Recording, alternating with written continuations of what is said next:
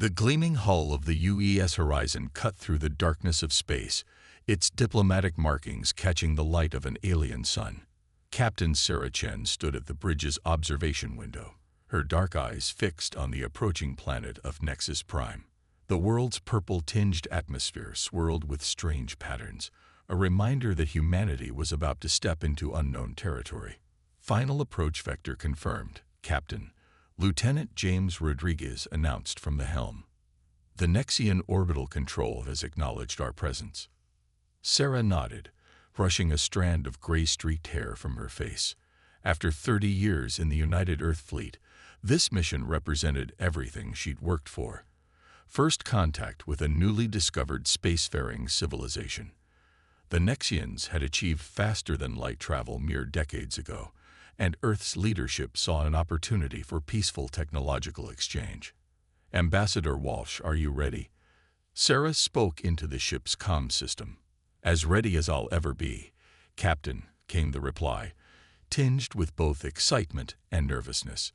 The cultural briefing team has prepared us well. We understand their hierarchical society values formal ceremony above all else. Dr. Marcus Walsh had been Earth's top xenodiplomat for 15 years, but even he couldn't completely hide his anxiety. This wasn't just any first contact. It was humanity's chance to prove they could guide a younger civilization into the galactic community responsibly. The bridge crew worked with practiced efficiency as the Horizon settled into high orbit.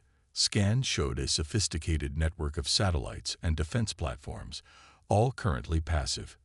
Everything seemed to be proceeding according to protocol. Captain, the sensor officer, Lieutenant Patel, called out suddenly. I'm detecting unusual energy signatures from 3 of their orbital platforms. The readings don't match anything in our database. Sarah frowned. Defensive posturing, perhaps. It's understandable they'd be cautious. Ma'am, Rodriguez interrupted, his voice tense. Multiple ships just emerged from behind Nexus Prime's largest moon. Their weapons are hot. Sarah's military training kicked in instantly. Shields up. Open all communication channels. This could be a misunderstanding. This is Captain Sarah Chen of the UES Horizon. We come in peace as representatives of Earth. Please respond. The response came in the form of searing plasma bolts that slammed into the Horizon's shields. The ship shuddered violently as more Nexian vessels appeared, boxing them in with military precision. Shields at 60%. Rodriguez shouted, "They're using some kind of focused energy weapon we've never seen before." Sarah grabbed her command console as another hit rocked the ship. "Get Ambassador Walsh and his team to the escape pods. Send out a distress beacon with all our sensor data. The Council needs to know what happened here." The bridge erupted into chaos as more impacts rattled the vessel. Through the view screen, Sarah watched in horror as the Nexian ships executed a perfectly coordinated attack pattern. This was no misunderstanding. They had been waiting, preparing for this moment. "Captain, receiving transmission from the lead Nexian vessel," Lieutenant Patel announced. A harsh, mechanically translated voice filled the bridge. "Your kind are not welcome here, humans. The galaxy has no place for your corruption." Sarah's mind raced. Corruption. This made no sense. Humanity had never encountered the Nexians before. Unless. "Ma'am, hull breach on decks 3 through 5. Rodriguez's voice cracked with urgency. "We can't take much more of this." Sarah made the hardest decision of her career. "All hands, abandon ship, get to the escape pods. I'll try to buy you some time." As her crew scrambled to evacuate, Sarah initiated the Horizon's defensive protocols. The ship's few weapons would be no match for the Nexian fleet, but they might distract them long enough for some escape pods to get away. The next few minutes were a blur of explosions and emergency alerts. Sarah stayed at her post, coordinating the evacuation even as the bridge filled with smoke. Through the chaos, she managed to transmit one final message to Earth. This was a trap. Someone told them we were coming. Find out who wanted this war. The Horizon's final moments were marked by a brilliant flash as its reactor went critical. In the darkness of space, Dozens of escape pods streaked away from the dying ship, carrying with them the seeds of a conflict that would change the galaxy forever.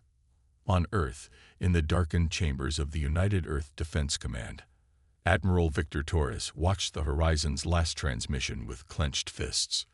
Around him, military and civilian leaders sat in stunned silence as the recording ended with Captain Chen's warning. "How many survivors?" someone asked quietly. "3 pods made it out," Torres replied grimly. "Ambassador Walsh and 11 others. Captain Chen went down with her ship." The room erupted into heated discussion, but Torres's mind was already racing ahead. Chen was right. This had been too well coordinated to be a spontaneous attack. Someone had engineered this conflict, and humanity would not rest until they uncovered the truth. As emergency meetings were called and fleet commanders were summoned, one thing became crystal clear. Humanity had extended a hand in peace, and it had been met with violence. Now they would show the galaxy why that was a terrible mistake. The United Earth Defense Command's central chamber buzzed with tense energy as holographic displays showed the aftermath of the Horizon disaster. Admiral Victor Torres stood before the assembled military and civilian leadership, his weathered face illuminated by the floating images of destroyed escape pods and debris fields. "The attack was precisely coordinated," Torres explained, gesturing to a tactical overlay. "The Nexians knew our approach vector, our shield frequencies, even our emergency protocols. This level of preparation suggests a serious intelligence breach." Defense Minister Helena Reyes leaned forward, her expression grave. "What about Ambassador Walsh's testimony? He's still in medical recovery, but his initial report is disturbing." Torres brought up a new hologram showing complex communication patterns. Shortly before the attack, he noticed unusual encrypted transmissions between Nexus Prime and several locations outside their system. "Our analysts have traced some of these signals to the direction of the Centaurian Alliance." The revelation sent murmurs through the chamber. The Centaurians were supposed to be humanity's allies, one of the first alien civilizations to welcome Earth into the galactic community. "It gets worse," Torres continued. "We've discovered that the energy weapons used against the Horizon matched classified Centaurian military technology. Technology they claimed was still in development." Dr. Emily Chung, head of Earth's Xenotechnology Division, stood up. "That's impossible. The Centaurians signed the Technology Exchange Treaty. They're legally bound to disclose any weapons development to the Council. Unless," Minister Reyes interjected, "they'd never intended to honor that treaty." The implications hung heavy in the air. Earth had spent decades building trust with alien civilizations, carefully following diplomatic protocols and international laws. The idea that they'd been deceived all along was almost too painful to contemplate. A junior intelligence officer burst into the chamber, causing heads to turn. "Admiral, we've decoded more of the Nexian transmissions. You need to see this immediately." The new data scrolled across the main display, causing Torres's face to darken. The messages revealed a complex web of communications between Nexian leadership and various alien factions, all discussing one central theme: the containment of humanity. "They fear us," Torres said quietly, reading through the decoded text. "Not for what we've done, but for what we might become." The Horizon wasn't just attacked because it was there. It was attacked to send a message, to keep us in our place. Minister Reyes stood, her voice carrying authority that silenced the chamber. "Then we will show them exactly what humanity's place is. Admiral Torres, you have full authorization to begin Operation Starbreak. We won't start a war, but we'll damn well finish it." As the chamber erupted into coordinated activity, Dr. Chung approached Torres privately. "Admiral, there's something else you should know. My team has been analyzing the Horizon's final sensor data. The Nexian weapons, they weren't just using Centaurian technology. They were improving on it. Whoever helped them has access to cutting-edge research from multiple civilizations." Torres nodded grimly. "A coalition, then. But why? What makes humanity so threatening that multiple alien civilizations would conspire against us? The answer came from an unexpected source. Ambassador Walsh, despite still recovering from his injuries, had requested an urgent meeting with Earth's leadership. His holographic form now appeared in the chamber, face pale but determined. "I know why they fear us," Walsh began, his voice steady despite his weakness. "During my captivity, I overheard the Nexian commanders discussing something called the Adaptation Protocol. They believe humanity's rate of technological advancement is unprecedented in galactic history. Where other species take centuries to master new concepts, we do it in decades. They see us as an evolutionary anomaly, a species that adapts too quickly to be safely contained." The chamber fell silent as the implications sank in. Humanity's greatest strength, their ability to learn, adapt, and overcome, had made them a target. The very qualities that had helped them survive countless challenges on Earth now marked them as a threat to the galactic status quo. Torres straightened his uniform, a plan already forming in his mind. "Then we'll show them what adaptation really means. Dr. Chung, I want your team working on countermeasures against their energy weapons. Minister Reyes, we'll need to accelerate the Prometheus project. If they think we advance quickly now, wait until they see what humanity can do when we're actually trying." As the chamber emptied and leaders moved to their assigned tasks, Torres remained behind, studying the tactical displays. The Horizon's destruction had been meant to humble humanity, to show them their place in the galaxy. Instead, it had awakened something that their enemies hadn't counted on: the unshakable human drive to prove themselves against impossible odds. The next few days saw humanity's industrial and military machine roar to life with unprecedented speed. Shipyards that had been building exploration vessels were rapidly retooled for military production. Research facilities worked around the clock, analyzing every scrap of data from the Horizon incident to develop new technologies and countermeasures.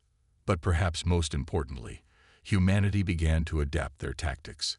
If their enemies expected them to react with brute force, they would show them something different entirely. Operation Starbreak wouldn't just be a military response. It would be a demonstration of everything that made humans unique in the galaxy.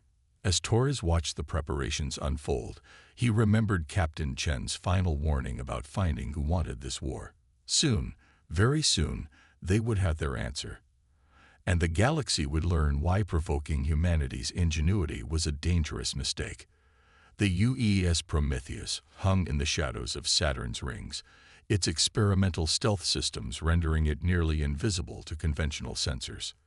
The ship represented humanity's response to the Horizon massacre, sleek, adaptable, and unlike anything the galaxy had seen before. Commander Maya Rodriguez stood on the bridge, watching as her crew made final preparations for Operation Daybreak. The ship's quantum computers hummed softly, processing vast amounts of data from their distributed sensor network. They had spent weeks studying Nexian patrol patterns, communication protocols, and defense systems. "All systems ready, Commander," reported Lieutenant Kai Chen, his fingers dancing across the tactical console. "Quantum shields are stable, and the adaptive camouflage is functioning at optimal levels." Maya nodded, feeling the weight of the mission on her shoulders. The Prometheus wasn't just a warship, it was a testament to human ingenuity. In just 3 months, Earth scientists had reverse-engineered aspects of the Nexian energy weapons and developed countermeasures. But more importantly, they had created entirely new technologies that no one in the galaxy had conceived of. "Begin Phase 1, Maya ordered. "Deploy the quantum probes." Dozens of tiny, nearly invisible drones detached from the Prometheus, each carrying a revolutionary quantum entanglement device. As they spread throughout the Nexian system, they began creating an unprecedented real-time map of enemy movements and communications. Dr. Sarah Hammond, the ship's chief science officer, monitored the incoming data. "The quantum network is online. We're seeing everything, Commander. Their entire defense grid, communication arrays, even their supposedly secret shipyards. The holographic display showed hundreds of points of light, each representing a Nexian military asset. But something caught Maya's attention: irregular patterns in their patrol routes, gaps in their defense coverage that shouldn't exist. They're protecting something, she realized. Look at these movement patterns. They're not just defending their territory. They're hiding something specific. The crew analyzed the data, and a pattern emerged. Deep within Nexian space, a heavily guarded facility was receiving regular visits from ships bearing Centaurian markings. But the energy signatures didn't match known Centaurian designs. Lieutenant Chen, prepare the infiltration team, Maya commanded. Dr. Hammond, I want every scrap of data about that facility. Whatever they're hiding there might explain why they were so eager to attack the horizon. The next phase of Operation Daybreak unfolded with precision.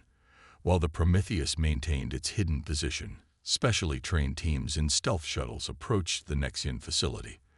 They carried another of humanity's innovations, personal quantum shields that could adapt to enemy weapons in real time. Infiltration team is in position, Chen reported, beginning cyber warfare protocols. This was where humanity's true advantage lay. While other species relied on brute force or overwhelming technology, humans had learned to fight smarter. The infiltration team didn't need to breach the facility's defenses. They had already compromised them through carefully planted quantum viruses weeks ago.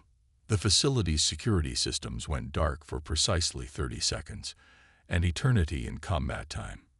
When they came back online, the infiltration team was already inside, their presence masked by corrupted sensor data. Team leader reporting. A whispered voice came through the quantum comm. You're not going to believe what we're seeing in here. This isn't just a military installation. It's some kind of temporal research facility. They're studying time itself. Maya's blood ran cold as the implications hit her. The Nexians and their allies weren't just afraid of humanity's rate of advancement. They were trying to find a way to control it, to literally slow down human progress through temporal manipulation. Download everything, she ordered. Every file, every research note, every communication log. The Council needs to see this. But before the team could complete their download, alarms blared throughout the facility. Something had detected their presence, something that operated outside normal spacetime. Multiple hostiles incoming, Chen shouted. They're using some kind of phase-shifted technology. Our sensors can barely track them. Maya watched as dozens of enemy ships seemed to materialize from nowhere, their hulls distorting reality itself. This was technology far beyond anything they had expected to encounter. But humanity had planned for the unexpected. Execute Protocol Omega, Maya commanded.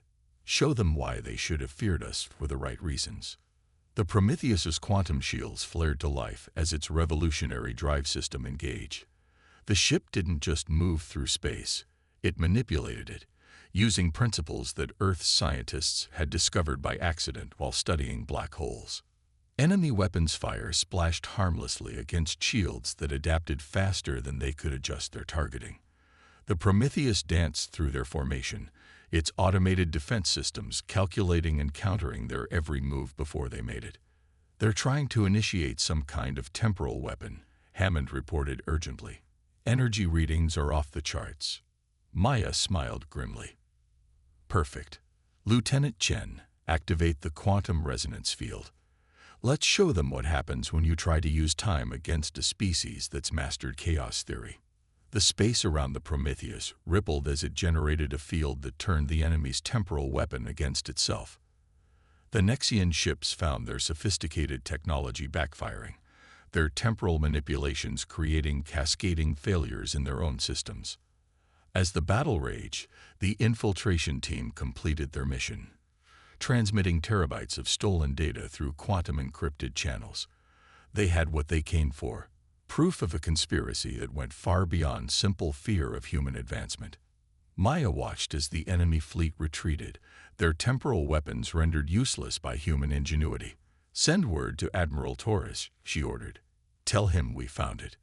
We know why they attacked us. And more importantly, we know how to stop them. The Prometheus disappeared back into the shadows of space, leaving behind a shaken enemy and a mystery only partially solved. The next phase of the war would not be fought with ships and weapons, but with the very fabric of reality itself.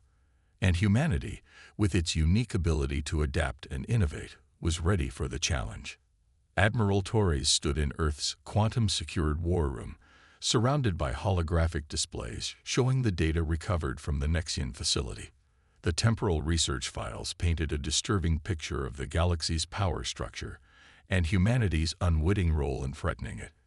"It's not just about our rate of advancement," Dr. Hammond explained, highlighting key sections of the stolen research.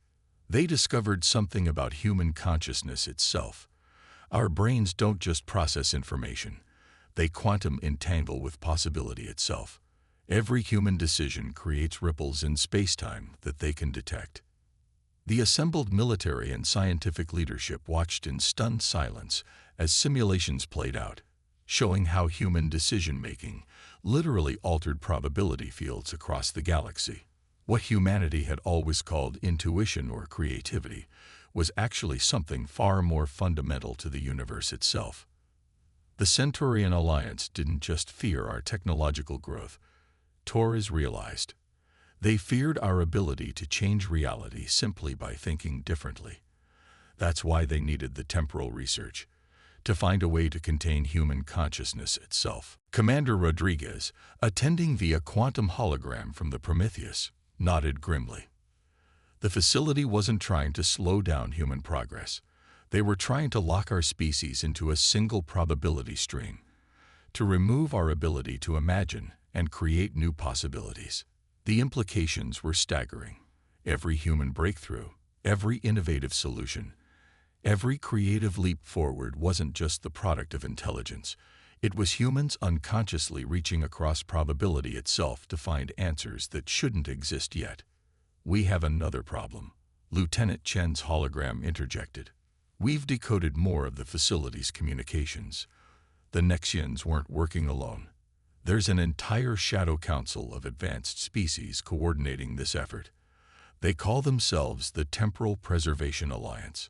The quantum displays shifted to show a network of connections between various alien civilizations, all centered around a mysterious hub deep in uncharted space. This shadow council had been manipulating galactic politics for millennia, using temporal technology to maintain what they considered to be the proper flow of evolution. "They'd done this before," Dr. Hammond said quietly, reading through more decoded files. "Any species that showed signs of quantum consciousness was contained or eliminated. We're just the latest threat to their controlled galaxy." Torres's expression hardened. "But they've never encountered a species like us before. Show them what we found in the beta sector." The holographic display shifted again, showing a massive structure hidden in the depths of space. It was ancient, predating known civilization, and its design was hauntingly familiar to human eyes. "We're calling it the Quantum Nexus," Hammond explained. "Its architecture matches patterns we've seen in human theoretical physics, designs our scientists conceived but never built. It's as if humanity's future somehow echoed into the past." "Not just the future," Rodriguez added. "According to the facility's data, they detected temporal echoes of human consciousness throughout history. Every major breakthrough in evolution, every leap forward in cognitive development, they all carry traces of human quantum signatures." The room fell silent as the truth settled in. Humanity wasn't just a threat to the present galactic order. Their very consciousness was interconnected with the development of life itself. The Temporal Preservation Alliance hadn't just been trying to stop human advancement. They had been trying to prevent the universe from changing in ways they couldn't control. "We have to move fast," Torres decided. "The Alliance will know we've discovered their secret by now. They won't just try to contain us anymore. They'll try to erase us completely." But humanity wasn't defenseless. The quantum shields developed for Operation Daybreak had revealed something extraordinary. Human consciousness could be technologically amplified. Each crew member aboard the Prometheus had unknowingly contributed to its revolutionary adaptability.